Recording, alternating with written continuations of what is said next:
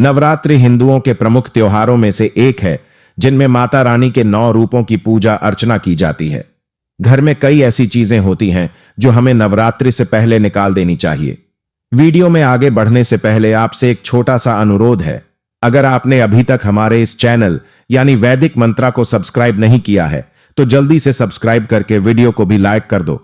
आइए जानते हैं क्या हैं वो चीजें जिन्हें नवरात्रि से पहले घर से बाहर निकाल देना चाहिए। मां दुर्गा के आगमन में अब कुछ ही दिन बाकी रह गए हैं। 15 अक्टूबर से नवरात्र की शुरुआत हो रही है, जिसमें पूरे 9 दिनों कर मां के 9 रूपों की पूजा की जाएगी। पहले दिन की शुरुआत कलश स्थापना से की जाएगी। नवरात्रि में कलश स्थापना का खास महत्व है। मान्यता है नवरात्र के पहले दिन विधि विधान से कलश स्थापना कर माता रानी की पूजा करने से उनका विशेष आशीर्वाद प्राप्त होता है और माता रानी की कृपा सदैव परिवार पर बनी रहती है। धार्मिक मान्यताओं के मुताबिक नवरात्रि के दौरान माता रानी पृथ्वीलोक पर आती है और घर घर वास करती है। ऐसे में इस दौरान साफ सफाई का खास ध्यान रखना चाहिए। माता रानी के स्वागत के लिए घर में सकारात्मक ऊर्जा होना काफी जरूरी है। ऐसे में घर में ऐसी कई चीजें होती हैं जो नवरात्रि से पहले निकाल देनी चाहिए। जानिए क्या हैं वो चीजें। नवरात्रि के दौरान तामसिक चीजों से दूर रहा जाता है। कई लोग तो इस दौरान पूरे 9 दिनों के व्रत भी रखते हैं। ऐसे में नवरात्र शुरू होने से पहले घर से अंडे, मांस, मदिरा, प्याज, लहसुन जैसी सभी चीजें निकाल दें। घर में खंडित मूर्ति रखना शुभ नहीं माना जाता।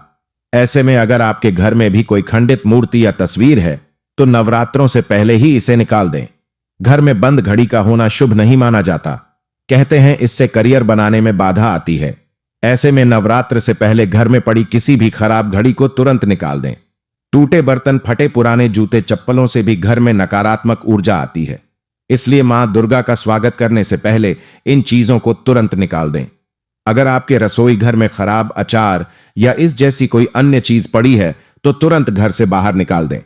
नवरात्रि के 9 दिनों हर रोज अच्छी तरह से साफ सफाई होनी जरूरी है। माता रानी का वास उसी घर में होता है जहां साफ सफाई हो। वास्तु के अनुसार ईशान कोण में देवताओं का वास होता है।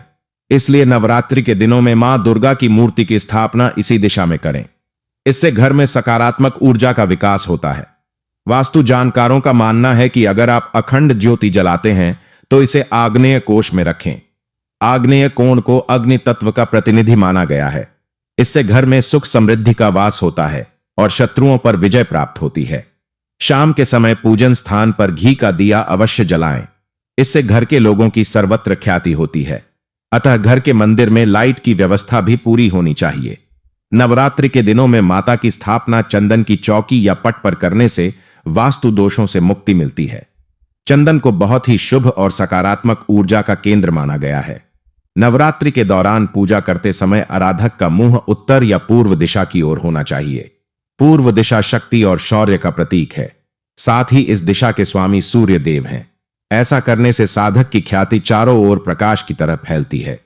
नवरात्रि के दिनों में 9 देवियों को लाल रंग के वस्त्र, रोली, लाल चंदन, सिंदूर, लाल वस्त्र साड़ी, लाल चुनरी आदि अर्पित करें। पूजन में प्रयोग होने वाली रोली या कुमकुम से पूजा स्थल के दरवाजों की दोनों तरफ स्वास्तिक बनाना शुभ माना गया है। लाल रंग को वास्तु में शक्ति या सत्ता का प्रतीक माना गया है। इसलिए रोली या कुमकुम को मस्तक पर लगाएं। नवरात्रि के 9 दिन तक चूने और हल्दी से घर के बाहर दोनों ओर स्वास्तिक चिन्ह बनाएं। इससे माता प्रसन्न होकर साधक को सुख और शांति देती है।